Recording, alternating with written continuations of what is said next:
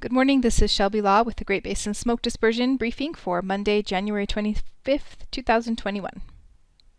Winter has returned to portions of the Great Basin, specifically the south and east, where it had been quite dry for a little while. Here we're looking at precipitation for the past 14 days observed on the left and percent of normal on the right. So we have seen some pretty good amount of precip into western Idaho, which is about normal for them for the time of year.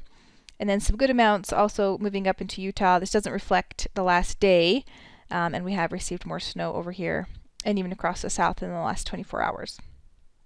So a good sign, definitely much needed. Snowfall for the past 72 hours is shown here on the left, so we can see where that snowfall has moved into much of Utah, even across central Nevada, and a little bit over southern Nevada as well. Our current snow depth is shown on the right. Pretty good snowpack over Idaho and western Wyoming. The snowpack is still quite a bit below normal over much of Utah and portions of much of Nevada as well. Satellite imagery for this morning is showing that deep low moving across the southern Great Basin today, and we'll continue to see some of the showery activity throughout the day today. It will continue to be an active week for weather across the Great Basin, with continued snow and rain showers across mainly the south for the next couple of days, and then by Wednesday into Thursday we'll see some more precip moving back into the north. So for today, nice moist air mass in place, leading to a continuation of those some valley rain and mountain snow showers. Cold temperatures out there as well. Ventilation rates are not that great, however, out ahead of that low up in Idaho and northern Utah. The values are a little bit higher over western Nevada and southern Utah.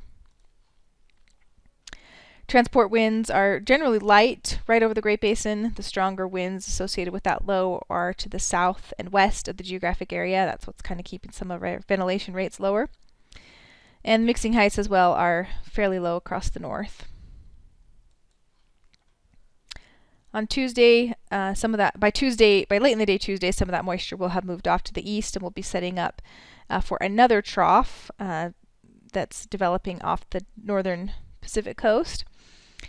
So kind of a holding day with some dryness, returning back into by late in the day eastern Great Basin. Ventilation rates still are not super favorable for burning across the area,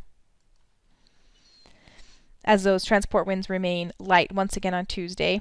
Strongest winds remaining off to the west.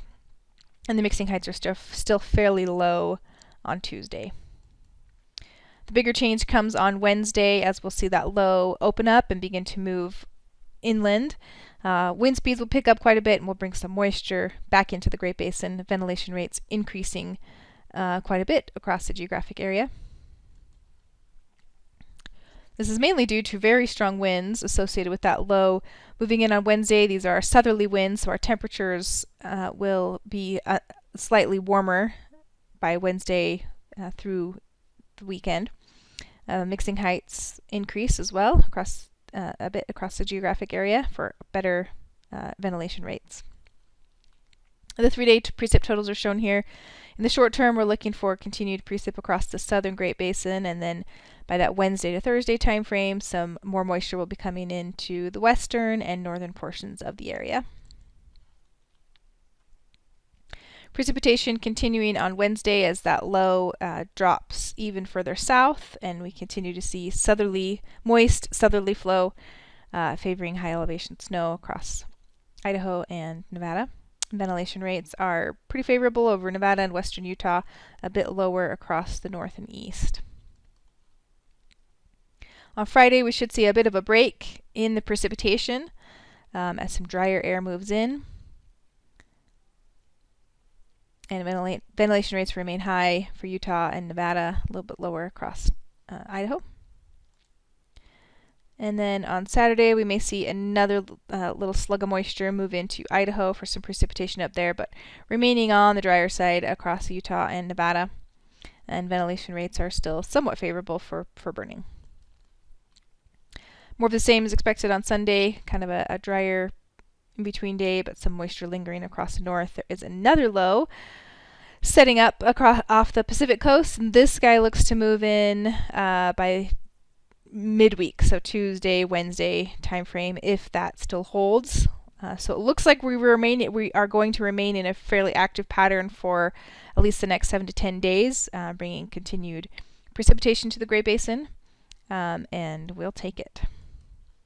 So the days 4 and 5 here. This is Thursday through Saturday. Again, just focusing on the north for precipitation in the far west. And then again, that next trough possibly coming in the first couple of days of February. The extended forecast showing for the first week of February, calling for below normal temperatures for much of the western U.S. and above normal chances for precip over the Great Basin. This concludes today's smoke dispersion briefing. Please check back on Wednesday for the latest updates.